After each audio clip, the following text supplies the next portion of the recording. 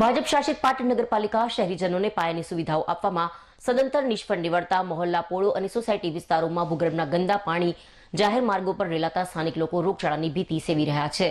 ત્યારે પાટણ શહેરના હાઈવે વિસ્તાર પર આવેલી નિર્મળનગર અને હરિપુરા જવાના નાળાની અંદર ભૂગર્ભના ગંદા પાણી ભરાઈ રહેતા નાળામાંથી પસાર થતા રાહદારીઓ સહિત વાહન ચાલકોને ખૂબ જ હાલાકીનો સામનો કરવાની ફરજ પડી રહી છે। અને આ સમસ્યા છેલ્લા 2 મહિનાથી હોવા છતાં પણ તેનો પાલિકા તંત્ર દ્વારા યોગ્ય નિકાલ ન લાવતા સ્થાનિક લોકો હેરાન પરેશાન થઈ જવા પામ્યા છે। ત્યારે આમ આદમી પાર્ટી દ્વારા જો નિર્મળનગર અને હરિપુરા જવાના નાળા સહિતના વિસ્તારોમાં ભૂગર્ભના રેલાતા ગંદા પાણીનો કાયમી અને યોગ્ય નિકાલ નહીં લાવવામાં આવે તો કલેક્ટરને આવેદનપત્ર આપ્યા બાદ પાલિકામાં ધારણા કરવાની ચીમકી પાટણ શહેર આમ આદમી પાર્ટીના પ્રમુખ ધર્મેશ પટેલે આપી હતી। નિર્મળનગર રોડ ઉપર ગટરનું જે પાણી ઉભરાય છે આ આજની સમસ્યા નથી, એ છેલ્લા 1-2 મહિનાથી આ સમસ્યા છે। અને પાછળ તમે જોઈ રહ્યા છો કે હરિપુરા અને નિર્મળનગર રોડ ઉપર વચ્ચે જે ગરનાળું જાય છે એના અંદર વરસાદનું પાણી નથી, આ ગટરનું ગંદુ પાણી છે।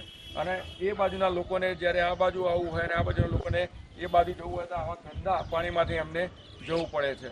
તો મારે નગરપાલિકાના પ્રમુખને આજના વિડીયોના માધ્યમથી જણાવવાનું કે આ જે સમસ્યા છે એનો તાત્કાલિક ધોરણે એનો નિકાલ કરવામાં આવે। જો નિકાલ કરવામાં નહીં આવે તો અમે કલેક્ટરશ્રીને પણ આવેદન આપીશું અને અમે ધરણા આમ આદમી પાર્ટી થ્રુ નગરપાલિકાના અંદર કરીશું।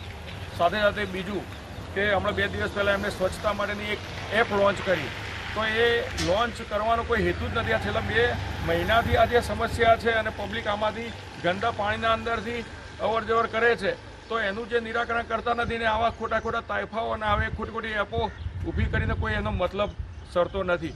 તો આ વિડીયોના માધ્યમથી મારે એ કહેવાનું કે અત્યારે રોગચાળો જે છે એ પ્રસરી રહ્યો છે અને મચ્છરોનો ઉપદ્રવ પણ વધી રહ્યો છે અને આજુબાજુના રહેવાસીઓ જે છે એ આમાં પરેશાન છે।